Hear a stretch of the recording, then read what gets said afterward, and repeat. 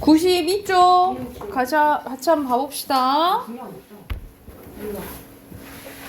92쪽 보면은 여기서는 종이는 어떻게 만들어질까에 대한 이제 내용이 나오는데, 그러면 종이를 만드는 과정이 나오겠죠, 그죠? 중심 문장이랑 핵심어 위주로 한번 같이 한번 봐봅시다. 자, 중국 후한의 체륜이 발명했다고 전해지는 종이는 학교에서 보는 교과서부터 편의점에서 물건을 구매하고 받는 영수증에 이르기까지 일상생활에서 많이 사용되는 것 중에 하나입니다. 우리의 생활에서 빼놓을 수 없는 종이는 도대체 어떠한 물건이고 어떠한 물질이고 어떻게 만들어질까라는 의문제시 나왔죠. 여기가 중심 문장, 핵심어 종입니다. 그리고 옆에 빈칸 종이 쓰시면 되겠죠. 보통 매끄럽고 평평하다고 느껴지는 종이는 사실 얇고 작은 섬유로 구성되어 있어서 현미경 등으로 관찰하면 사실 울퉁불퉁하대요. 근데 우리가 울퉁불퉁하다고 느끼지 못하는 것은 우리가 느끼는 촉각의 범위에 벗어날 정도로 종이가 매우 작은 규모로 가공되었기 때문이래요. 그래서 여기서는 종이의 이제 특징들 나오네요. 첫 번째 문장이 중심 문장, 핵심어 종이입니다. 그렇다면 종이는 무엇으로 만들어질까? 우리는 이제 나무 딱 이제 생각이 나죠? 많은 사람들이 알고 있는 것처럼 종이의 재료는 나무인데 특히 나무 속의 섬유 셀룰로스가 바로 종이의 주된 성분이래요. 여기서 그래서 핵심어 셀룰로스예요. 셀룰로스는 거의 모든 식물이 공기 중에서 광합성을 얻은 세 가지 요소, 즉 탄소, 산소, 수소로 구성되어 있는데 대단히 단단하고 복원력이 좋다. 셀룰로스는 리그닌이라는 물질에 의해 서로 단단히 붙어 있는데 이들을 분리하는 것은 머리카락에 엉켜붙은 껌을 떼는 것처럼 엄청 힘들대요. 그래서 그만큼 단단하게 붙어져 있대요. 그래서 여기서 종이의 구성 성분은 빈칸 셀룰로스 넣으시면 되겠죠?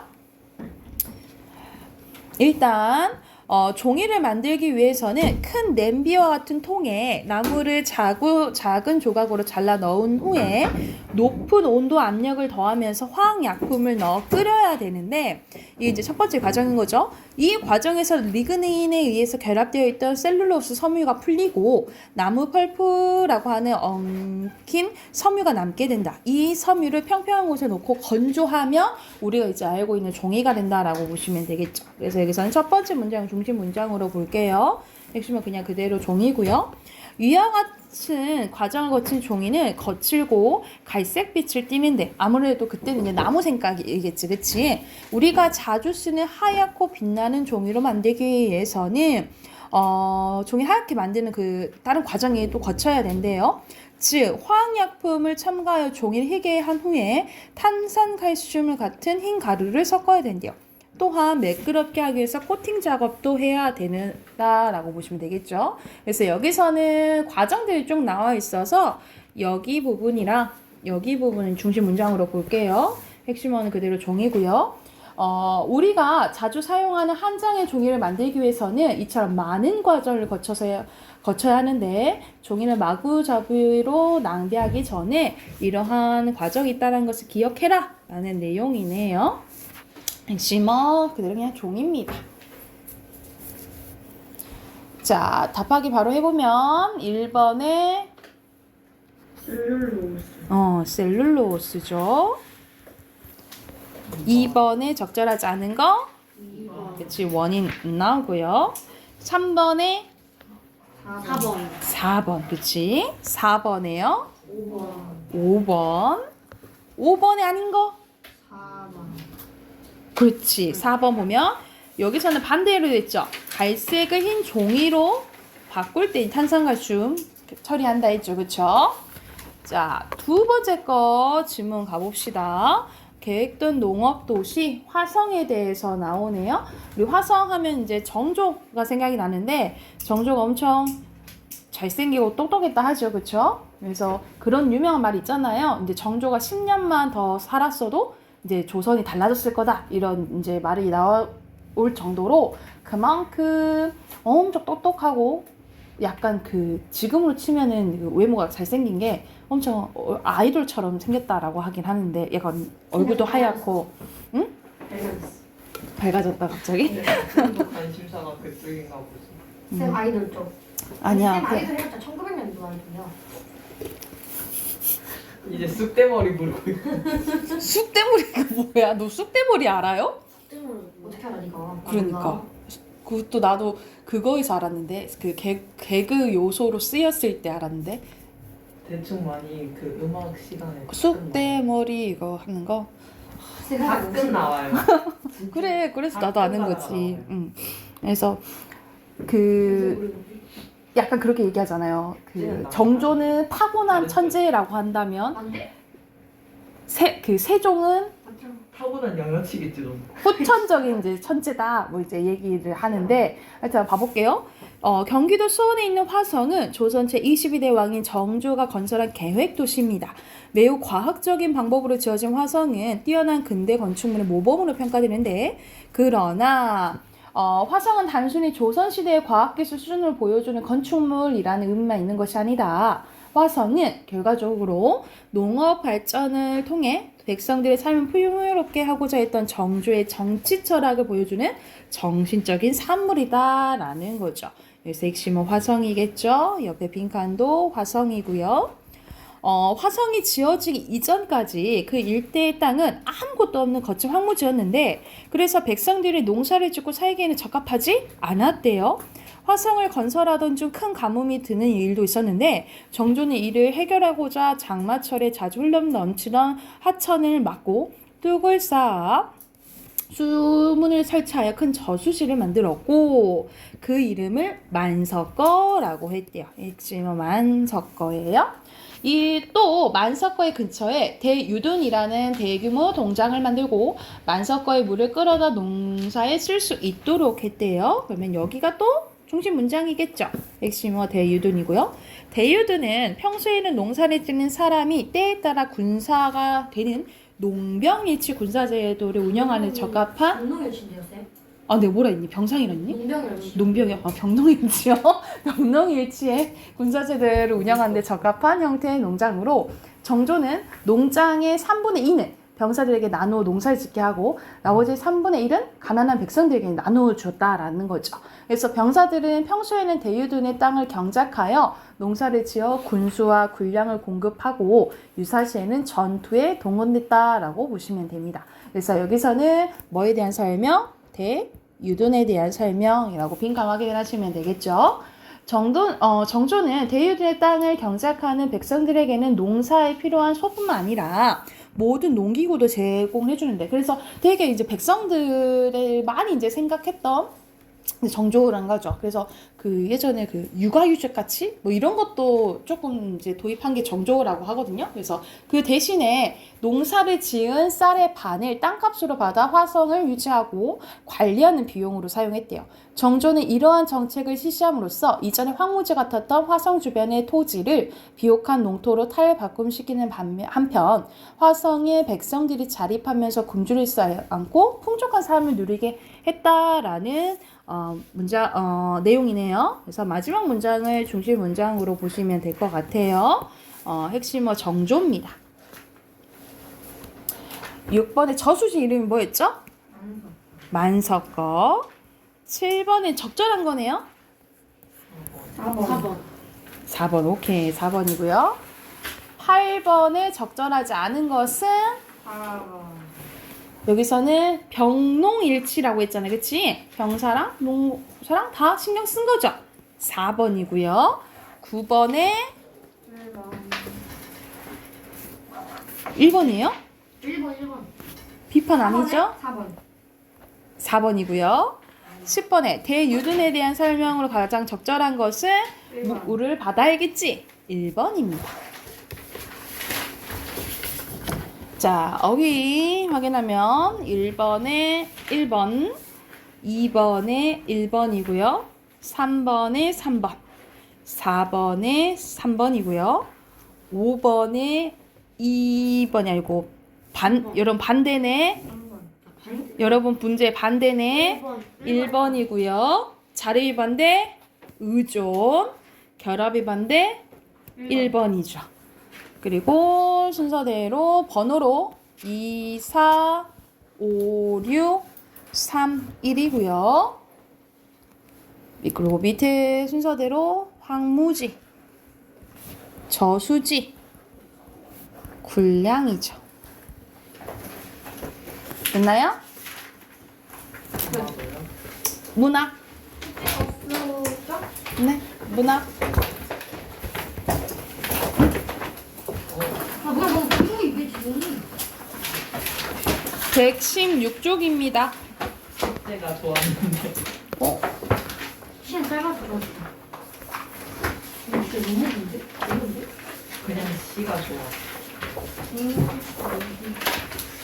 자, 우리 소설 계속 하고 있는데 소설에서 이게 없으면 재미가 없어요. 그게 뭐냐면 갈등입니다. 뭐가 이제 부딪히는 게 있어야지 이제 이렇게 오르락 내리락 하는 게 있어요. 우리가 재밌죠. 근데 계속 이제 예를 들어서 드라마 생각하는데 로맨틱 드라마가 있다 해보자.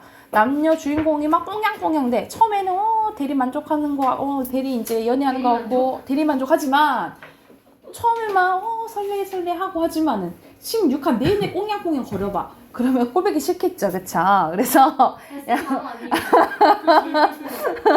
그래서 약간의 이제 갈등도 있고, 약간 헤어짐도 있고, 약간의 위기도 있고 해야지 더 이제 드라마틱하게 이제 보이는 게 이야기잖아요, 그쵸? 그래서 그런 생각만 해가지고 지금 네, 막장 드라마가 나오고 있는 거예요. 그래서 여기서 갈등에 대한 이제 내용 나올 건데 먼저 사건은 소설 속에서 인물을 둘러싸고 벌어지는 크고 작은 일을 사건이라고 하고 이 사건이 발생하게 되면서 뭐도 발생하게 된다? 갈등도 발생하게 된다라고 보시면 됩니다. 갈등은 인물이 마음속에 혼란을 느끼거나 어떤 대상과 대립하는 거라고 보시면 되는데 크게 종류가 두 가지죠. 내적 갈등과 외적 갈등이지. 내적 갈등은 인물 속의 마음 속에서 두 가지 이상의 생각이 심리에 서로 부딪히는 걸 얘기하죠. 그러니까 예를 들어서 뭐 짜장면 먹을까, 짬뽕 먹을까 고민하는 게 뭐 내적 갈등이 생각하시면 되겠죠. 이럴까 저럴까 뭐 이런 거. 그래서 대표적인 여기서는 현덕이 하늘만 알 것만 보면은 얘가 이제 잘못을 하잖아요. 이 그거 기억나지? 수만이 아니야? 문기잖아. 수만이는 그냥 가스라이팅이고. 문기가 수만이의 이제 꼬임에 넘어가가지고 이 거줌도 많이 받은 걸 써버리고 게다가 수만이 협박을 받아가지고 이 숙모의 돈도 훔치게 되죠. 그래서 어떻게 해야 될까라고 이제 생각하는 부분이 이제 내적 갈등이라고 생각하시면 되고요. 외적 갈등은 인물과 이 인물을 둘러싼 바깥 세상과 대립하는 거라고 보시면 돼요. 그래서 크게 네 가지가 있거든요. 인물과 인물의 갈등. 보통 소설은 다 이거라고 생각하시면 되겠죠. 인물과 인물의 갈등, 그리고 인물과 사회의 갈등. 대표적인 게 여기 나온 홍길동전입니다. 우리 홍길동은 유명한 대사들이 많죠. 동해번쩍 서해번쩍 홍길동 또 있지만은 형을 형이라 부르지 못하고 아버지라 부르지 못하잖아. 왜 그래? 몰라요. 아버지가 형이었어. 그랬지, 신분. 그때 당시에는 자 우리가 조선시대는 일부 다처제였죠. 그래서 본처도 있고 첩을 둘 수도 있었다라는 거죠. 이 처첩 제도 때문에 뭐가 생기냐면 본처와의 자식을 적자라고 하고 첩가의 자식 그 사이의 자식을 서자라고 해요. 그래서 적서 차별 제도가 있었어요. 우리가 남자로 태어났으면 마땅히 이제 과거 제도를 이제 과거 시험을 봐가지고 벼슬을 해야 되잖아, 그치? 그때도 이제 문과와 무과가 있었는데 당연히 뭘 좀 알아주겠어? 문과를 알아주겠잖아, 그치? 근데 서자는 이 문과 시험을 볼 수 없었어요. 그래서 성공하고 싶어도 할 수 있어 없었다라는 거지. 근데 그에 반해 홍길동은 이 서자로 태어났지만 능력이 너무너무 좋은 거야. 그래서 자기는 뭐 하고 싶지만 하지 못하니까 이제 뭔가 행동을 취하죠. 그래서 이제 대표적인 인물과 사회 갈등이라고 생각하시면 되고요. 그리고 인물과 자연의 갈등. 자연 말 그대로 자연재해로 인한 어려움을 생각을 하시면 되겠죠. 뭐 예전에 보면은 영화로 치면은 해운대가 아니고 해운대 맞나? 쓰나미 와가지고 맞아요. 했던 거 맞죠? 그 해운대라던가 아니면은 예를 들어서 여러 부산에 보면은 자기는 행복하게 그냥 평범하게 살고 싶어. 근데 갑자기 이렇게 좀비 바이러스가 막 퍼졌어. 그럼 나 행복하게 편안하게 살 수 있어? 아니잖아, 그치? 그래서 이런 거 물려가지고 이제 모를 수도 있겠지. 물려가지고 모를 수도 있겠지만 하여튼 그런 거. 그리고 인물과 운명의 갈등. 대표적인 작품이 영마죠, 그쵸? 영마는 정말 막장의 막장이잖아요, 그치? 그래서 뭐 모르는 친구가 있을 수 있으니까 간단히 설명해주면 남자 주인공이 있는데 이 남자 주인공은 어떤 운명에 처했냐면 역마살이 가득 꼈어요. 그래서 어디 한 곳에 정착하지 못하고 막 돌아다녀야 되는 거야.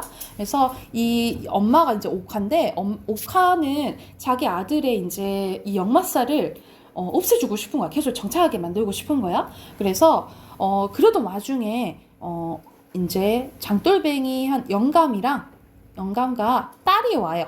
딸이 이제 잠깐 이 집에 딸을 잠깐 맡겨. 이때 이제 남자 주인공과 이 여자 주인공이 사랑에 빠지게 된 거예요. 사랑에 빠져서 옥화가 옳았구나. 그럼 저희가 둘이 결혼시켜갖고 정착시켜야지 라고 했는데 이건 실패하게 돼요. 왜냐하면 알고 봤더니 이 영감이 옥화의 아버지였던 거예요.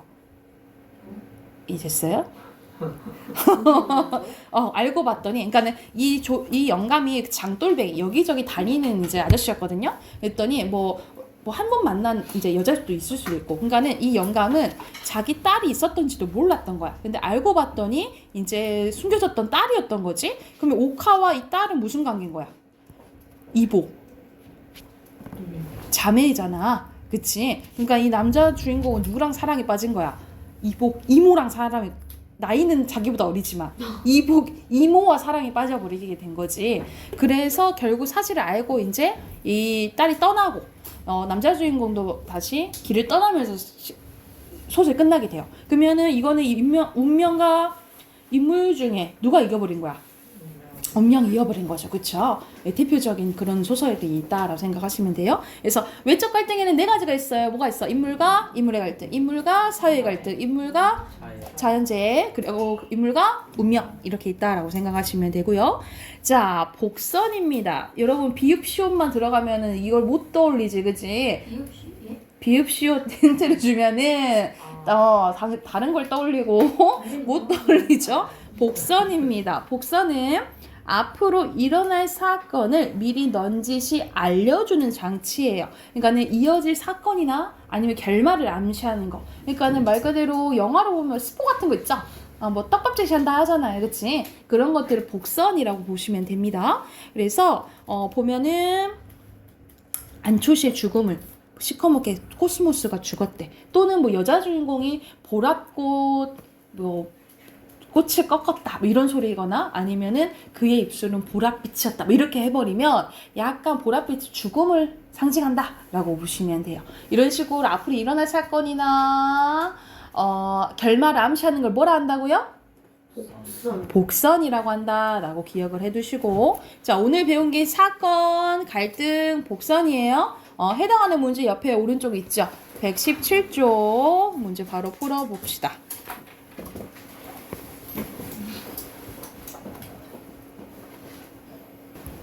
주아야, 1번은 뭐예요? 사건. 2번은요? 인물, 그렇지. 자, 밑에는 금 따는 콩밭이라는 작품이네요. 여기서는 망쳤다는 죄책감 있어요? 여기서는?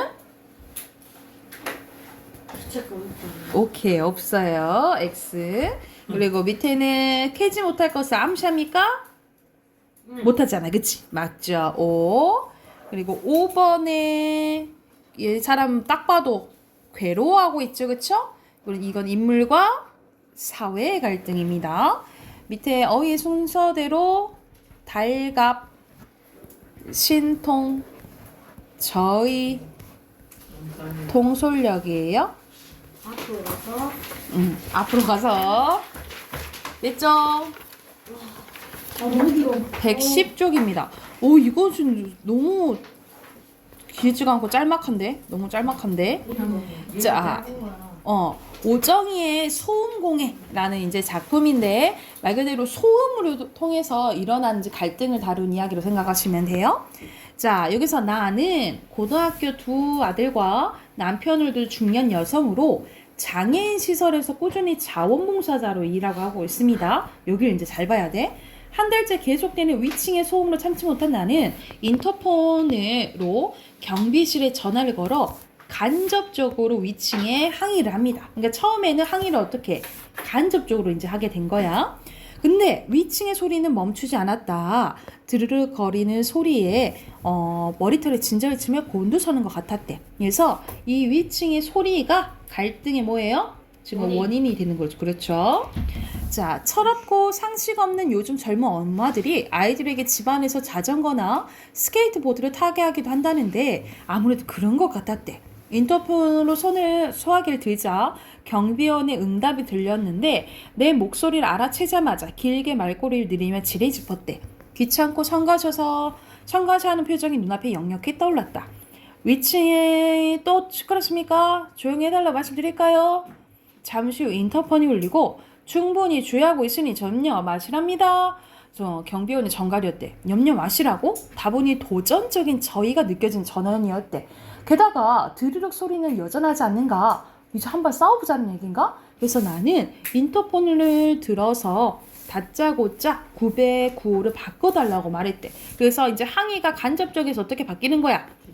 직접으로 이제 바뀌는 거예요. 신호음이 서너 차례 울린 후에야 신경질적인 젊은 여자의 응답이 들렸대. 아래층인데요. 되게 그런 식으로 말할 건 없잖아요. 나도 참을 만큼 참았다고요. 공동주택에서 지켜야 할 규칙들이 있잖아요. 난 그 소리 때문에 병이 날 지경이에요. 라고 하니까 여보세요. 난 날아다니는 나비나 파리가 아니에요. 그러니까는 나는 뭘 낼 수밖에 없다. 소리를 낼 수밖에 없다. 라고 얘기를 하는 거야. 그래서 내 집에서 마음대로 움직이지 못하나요? 해도 너무 하시네요. 이틀 거리를 전화해 대시니 저도 피가 나는 것 같아요. 저들 어쩌라는 거예요? 하여튼 아래층 사람 고통도 생각해주고 지혜주세요 라고 했다는 거죠. 나는 거칠게 수화기를 내려놓았대. 뻔뻔스럽긴 이제 순 배짱이잖아. 소리내어 욕설을 퍼부어도 화가 가라앉지 않았다. 그렇다고 언제까지 경비원을 사이에 두고 하랍신다더라 하며 신경전을 펼 수도 없는 일이었다. 화가 날수록 침착하고 부드럽게 처신해야 한다는 것은 나이가 가르친 지혜였다. 지난 겨울 선물로 받은 아직 쓰지 않은 실내용 슬리퍼에 생각이 미친 것을 스스로 심통을 했대. 그래서 선물도 무기가 될 수 있는 법.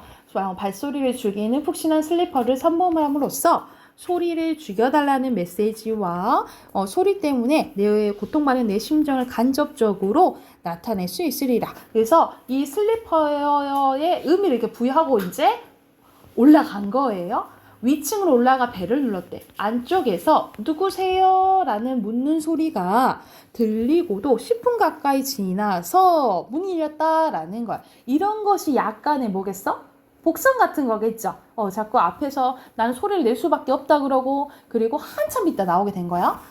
이웃 사촌이라는 아직 인사도 없이 라고 준비했던 인사말과 함께 포장한 슬리퍼를 내밀려던 나는 천만이 될 겨를도 없이 우두망찰했는데 너무 얼떨떨해서 좀 당황을 한 거야. 왜 그러냐면 좁은 현관을 꽉 채우고 뭘 타고 앉아있던 휠체어를 앉은 젊은 여자가 보고 있었다라는 거야. 그러니까 이게 뭐였다는 거야? 이게 소음의 원인이었다라는 거죠. 그러니까는 나는 꿈에도 생각을 못했다라는 거죠. 그치? 이게 극적 반전의 소재가 되기도 해요. 그러니까는 이제 여기서 얘기하는 것은 지금 이제 배경이 아파트잖아요. 위에 아래층 이제 아파트인데 사실 앞에서 나가 어떻게 소개됐어요? 어떤 중년 여성이라고 했어요? 평소에 자원 봉사자라고 했잖아요. 그치? 장애인 시설을. 근데 사실 가깝게 지내는 이웃이 장애인인 것을 알았어? 몰랐어? 몰랐다라는 거죠. 그렇죠? 그래서 여기서는 전체적인 이제 주제가 이웃에 대한 관심을 가지자. 이런 이제 내용이라고 생각하시면 됩니다. 그래서 여자가 얘기를 합니다. 안 그래도 바퀴를 갈아볼 작정이었어요. 소리가 좀 덜 나는 거 싫어요. 어쨌든 죄송해요. 도와주는 아줌마가 지금 안 계셔서 차 대접할 형편도 안 되네요. 여자의 텅 빈 허전한 하반신을 덮은 여기서 허전한 하반신과 화사한 빛깔의 담요와 여기서 좀 대조된다라고 보여요. 휠체어에서 황급히 시선을 떼면 나는 할 말을 잃은 채 부끄러움만 내가 이런 거 몰랐다니 부끄러움으로 얼굴만 붉히며 슬리퍼 든 손으로 등 뒤를 감췄다라고 봅니다. 그래서 이 슬리퍼가 의미하는 것은 이웃에 대한 무심. 무심한 무관심. 사실 알았으면 이 슬리퍼 가져갔겠어? 안 가져갔겠잖아요, 그죠? 그래서 이 의미를 지닌다라고 알아두시면 되고요. 옆에 핀과 채울게요. 중심 인물은 나와 위층 여자, 그리고 배경은 아파트겠죠. 아파트 나의 집, 또 그 위층 여자의 집이죠. 갈등은 대표적인 소음 문제로 인한 인물과 인물의 무슨 갈등이에요? 외적 갈등이죠. 그리고 밑에 주제 쓸게요. 주제에 이웃의 무관심한 현대인의 삶에 대한 반성이 드러난다 라고 보시면 됩니다. 주제 썼으면 넘겨서 세 문제 푸세요.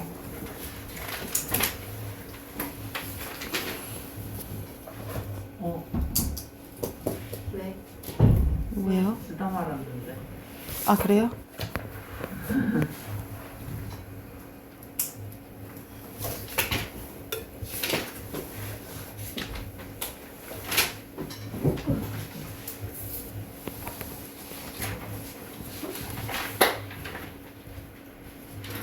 두는데.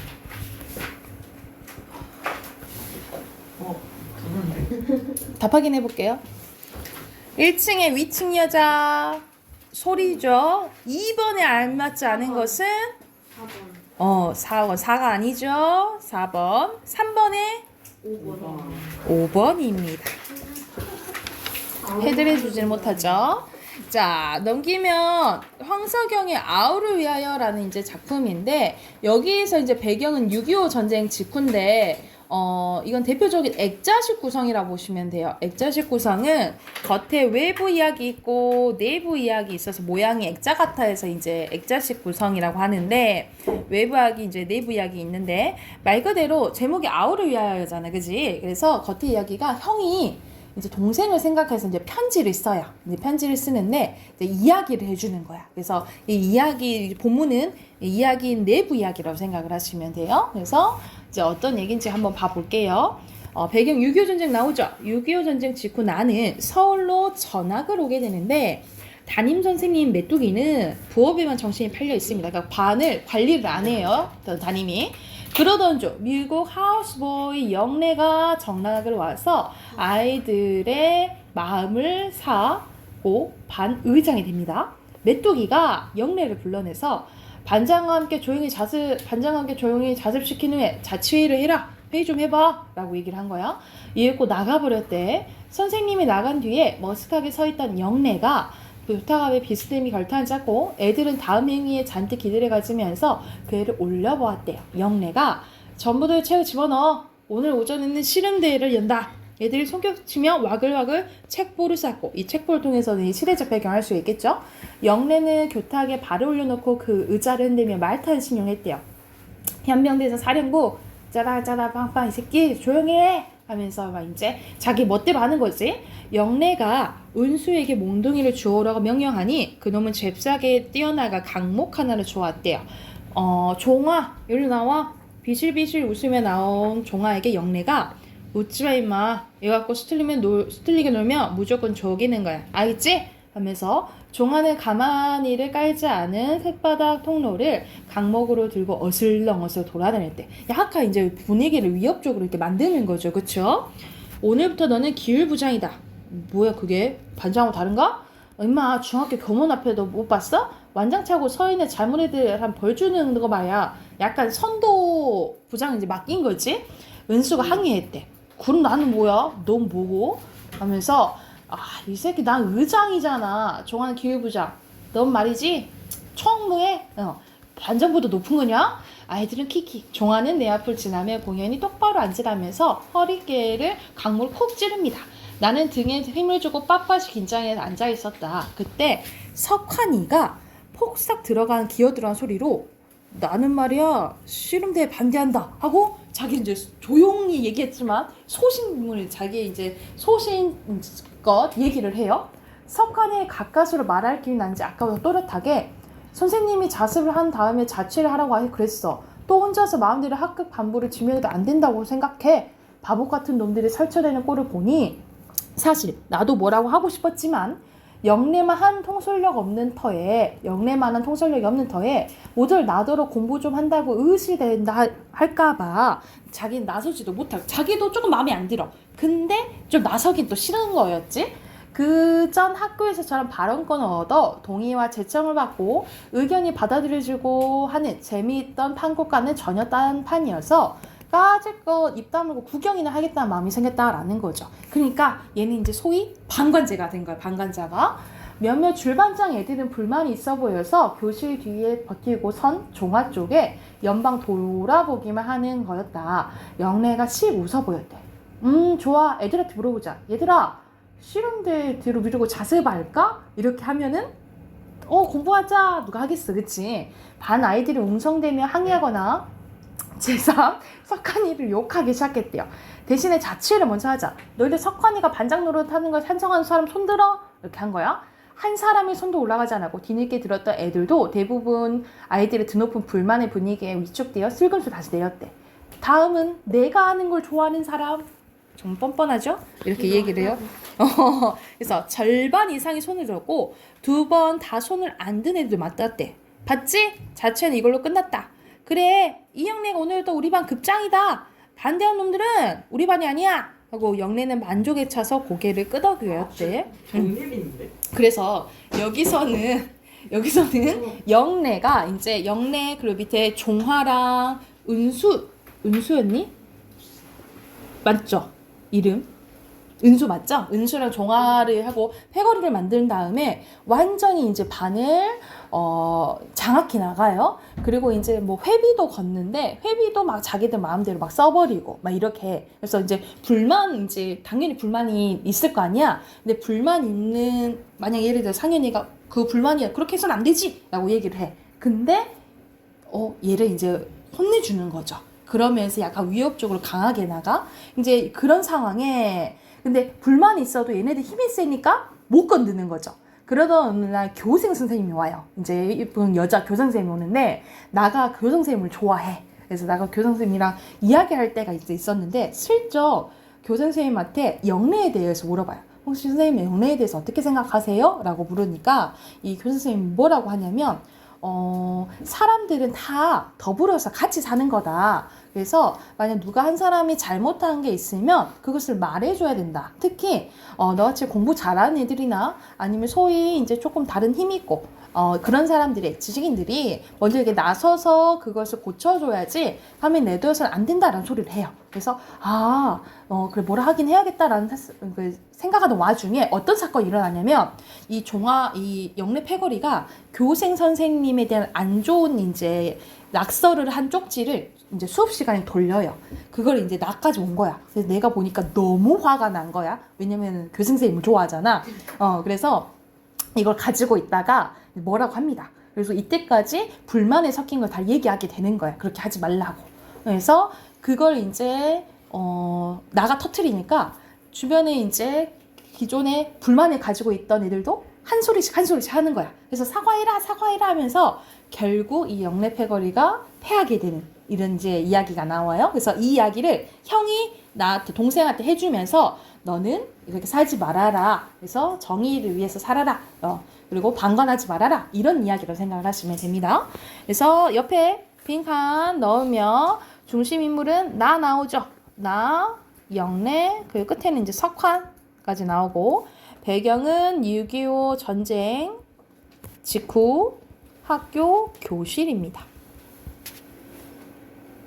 그리고 중심 사건 및 갈등 쓸게요. 여기서는 영래와 석환의 외적 갈등 위주로 나오죠.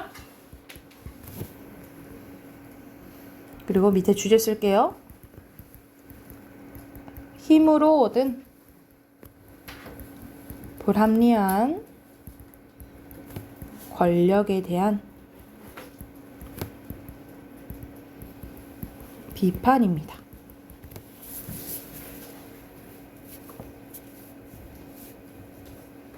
주제 쓰시고 밑에 문제 푸세요.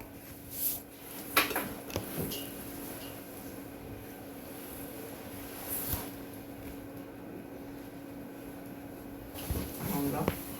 야, 너무 심한 거 아니니? 인종. 석환이는 착한 애인데.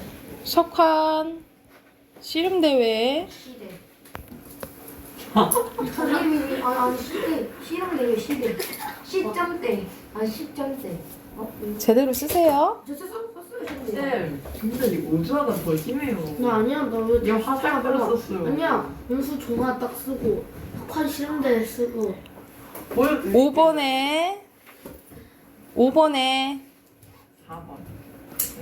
4번. 4번 6번에 아닌 거 4번. 협박 받지 않죠? 4번이에요. 그리고 종하 은수. 은수죠. 인종. 동은이. 이름 나쁘지 않다. 인종이 괜찮지 않아 인종. 아니야. 동은이. 정은이. 인종은? 여러분 문법 꺼내 보세요. 혹시 뒤에 뒤에 154쪽 풀었나요?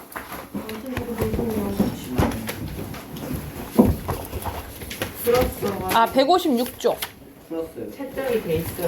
156쪽도 다 했나요? 쪽까지 다 했어요. 다 했어요? 그러면 됐어요.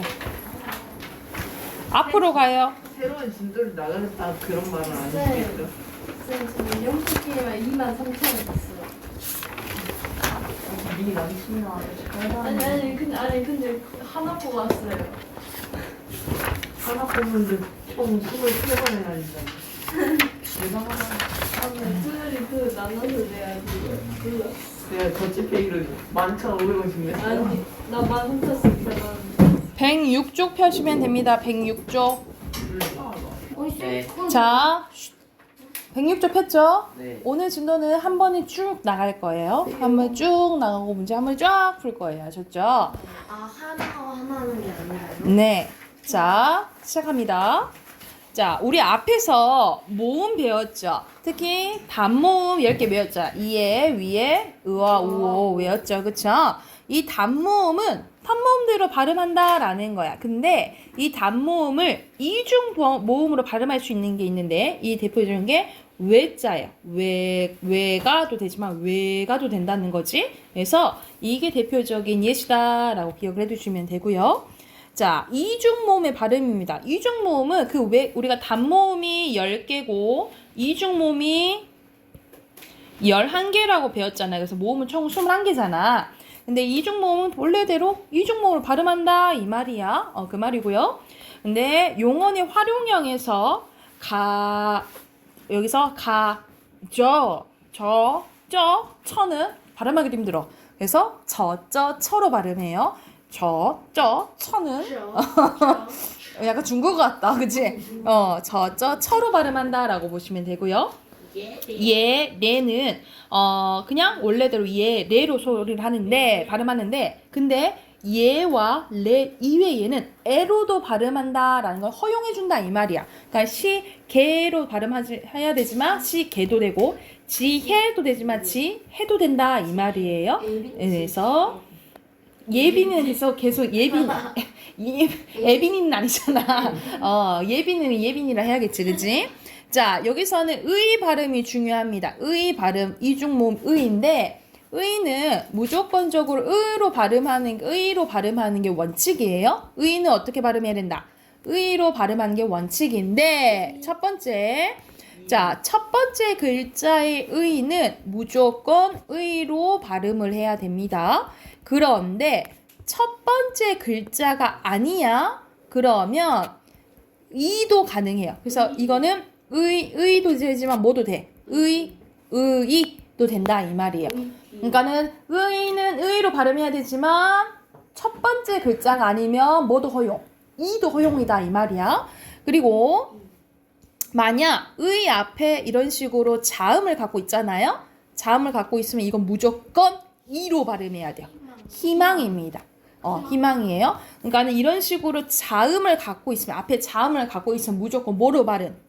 이로 발음해야 된다 이 말이에요. 이로 발음해야 된다 이 말이야. 그리고 하나 더 우리의 집 할 때 여기서 의는 조사예요.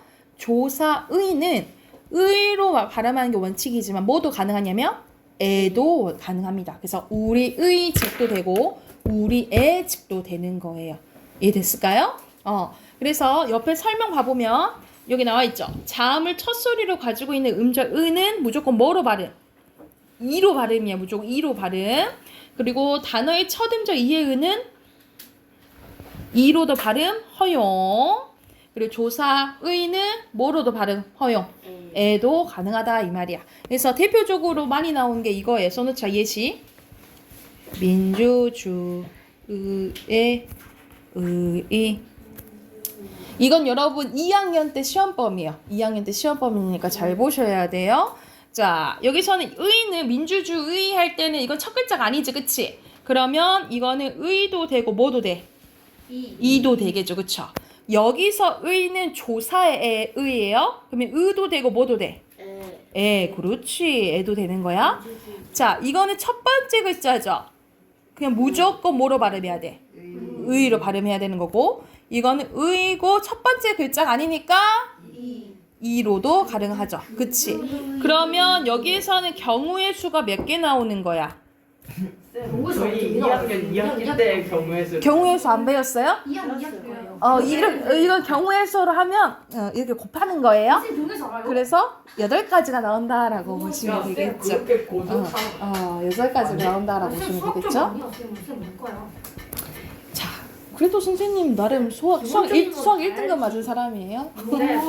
쌤 과학에서 물리 때문에 이과 쪽으로 못 갔다 하셨어. 맞아, 나 물리가 쌤 싫어가지고. 철수쌤한테 물리도 배우면서 술도 배워요?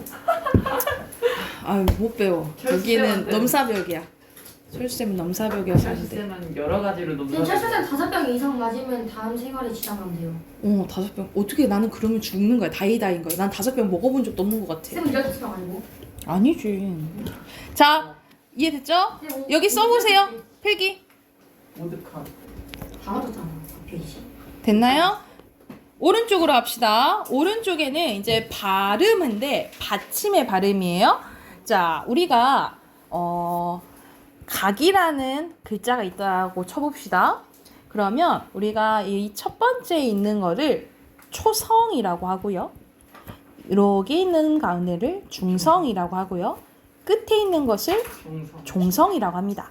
그래서 우리가 초성, 중성, 종성으로 이걸 이루는 걸 음절이라고 해요. 그래서 우리가 문제에서 뭐 3음절로 쓰시오, 1음절로 쓰시오 들어봤을 거야. 그건 글자 수라고 생각하시면 돼요. 그래서 이 음절은 어떻게 이루어져 있다? 초성, 중성, 종성으로 이루어져 있는데 여기서 받침은 이제 종성이라 부릅니다.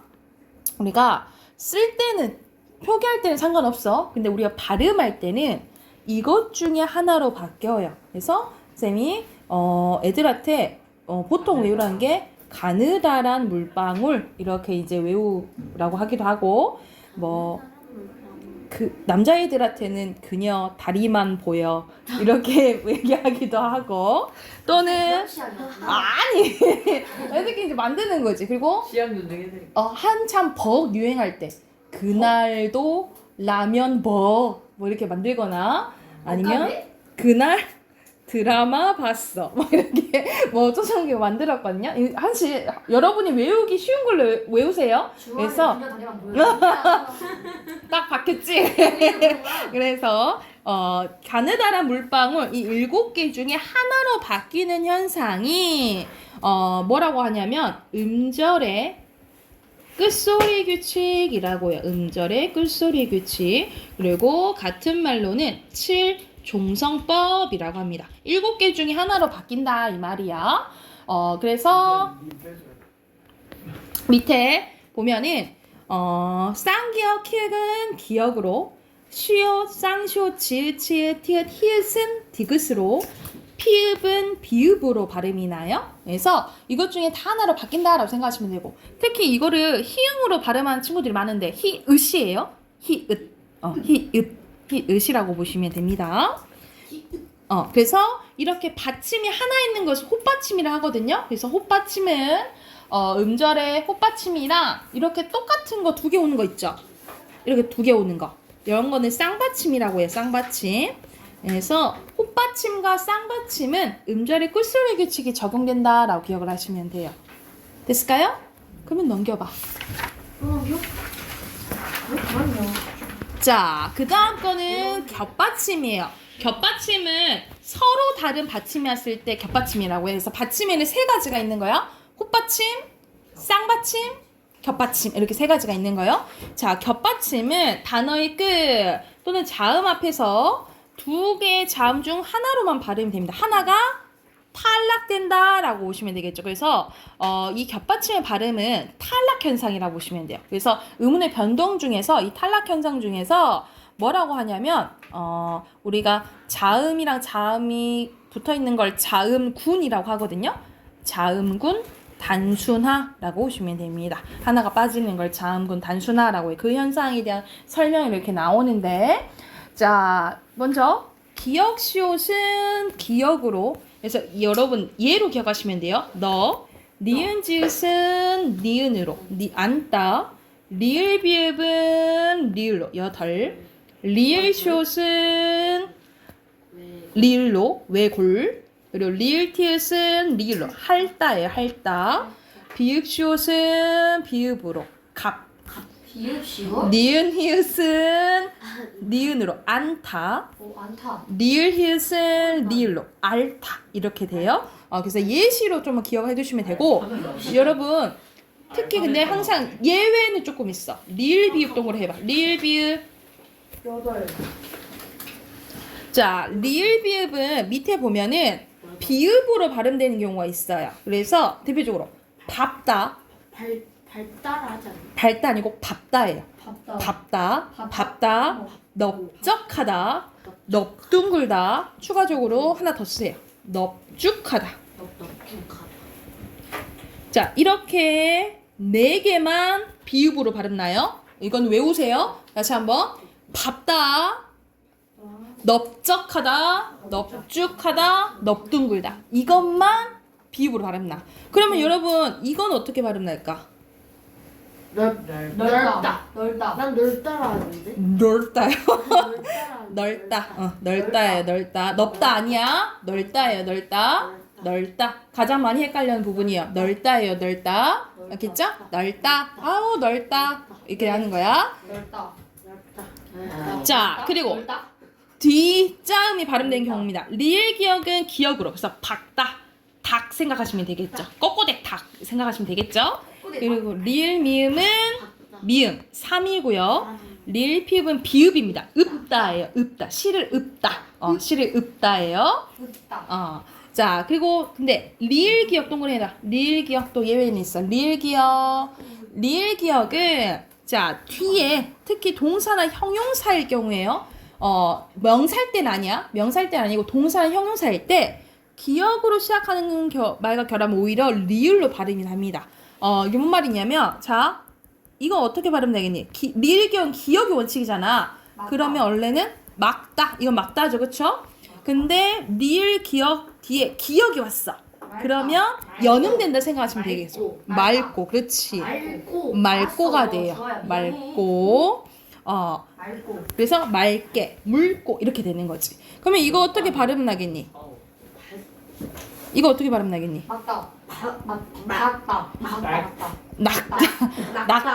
낙다겠죠. 낙다. 그런데 이거는 낡고 이렇게 발음이 나겠죠. 오케이? 저거는 예. 아무리 봐도 사투리 형식 같아. 이렇게 기억하시면 되고요. 오른쪽으로 합니다. 오른쪽은 받침 히읗 받침이에요. 자, 이 히읗 받침은 히읗이 다양하게 발음되기 때문에 이제 정리된 건데, 자, 어말의 경우에는 아까 전에 뭐로 발음 난다 했어? 디귿으로 발음이 난다 했고요.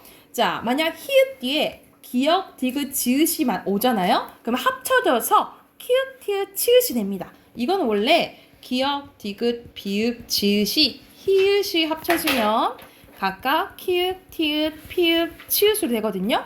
이거는 무슨 현상이냐면 자음 축약 현상입니다. 자음 축약 현상이 줄어든 현상이야라고 생각하시면 돼요. 그래서 대표적인 게 우리가 이거 어떻게 발음하니? 축하 이렇게 되잖아, 그치? 그리고 줄어든 현상이라 생각하시면 돼요. 그래서 각각 거센 소리로 발음이 되게 된다라고 생각하시면 되고, 히읗이 시옷으로 시작하는 말과 결합하게 되는 경우에는 쌍시옷 소리가 납니다. 그래서 줬어, 닿았어 이렇게 발음난다라고 생각하시면 되고요.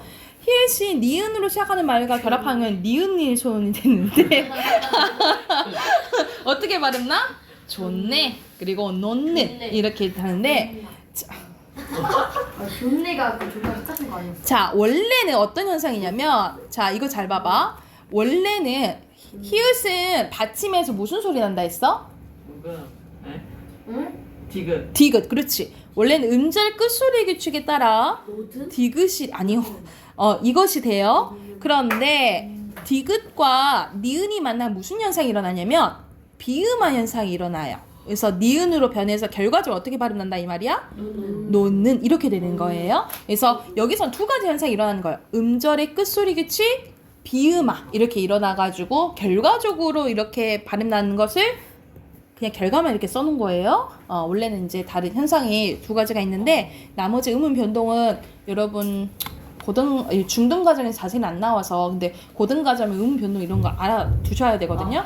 이건 나중에 천천히 할 거야. 그리고 히읗 뒤에 모음으로 시작되는 조사와 어미나 전미사와 결합하는 경우 모음으로 시작하는 어미나 전미사 고로 의미가 있으면 돼야 안 돼? 안 돼요. 없는 형식 형태에서 얘기하는 거죠.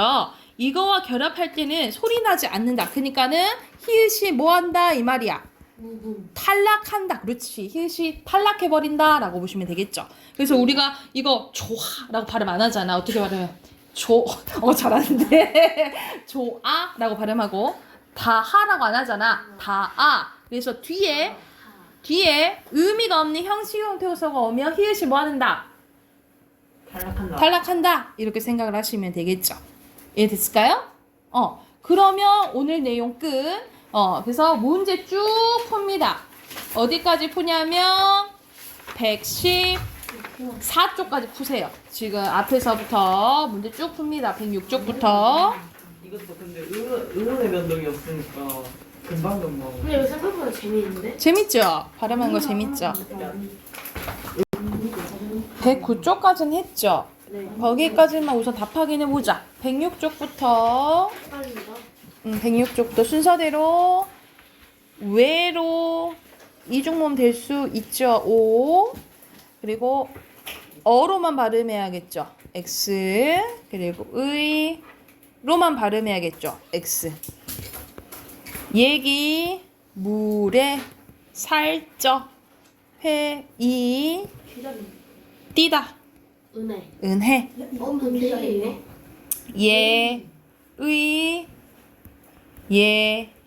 이 두 가지 다 쓰셔야 돼요. 두 가지 별로. 네, 두 가지 다 쓰셔야 돼요. 좀 슬픈데. 자, 그리고 발음, 기억 서로 다른 발음하고 같아요? 다른 소리로 하죠. 빛, 낮, 숲, 키, 품, 밥, 기억, 디귿, 너무 귀여워. 좋겠다. 그리고 닭과야, 젊다, 넓다, 읽고, 넙죽하다. X. 그리고 이고죠. X. 빨갛게 닿는 실소 나타. 오케이. 자, 뒤에 덜 푼 친구 있어서 숙제로 할게요. 114쪽까지 숙제로 해오세요. 아셨죠? 그래서 오늘 숙제는 이거랑 그리고 내일 단어 90 외우시면 됩니다. 여기까지.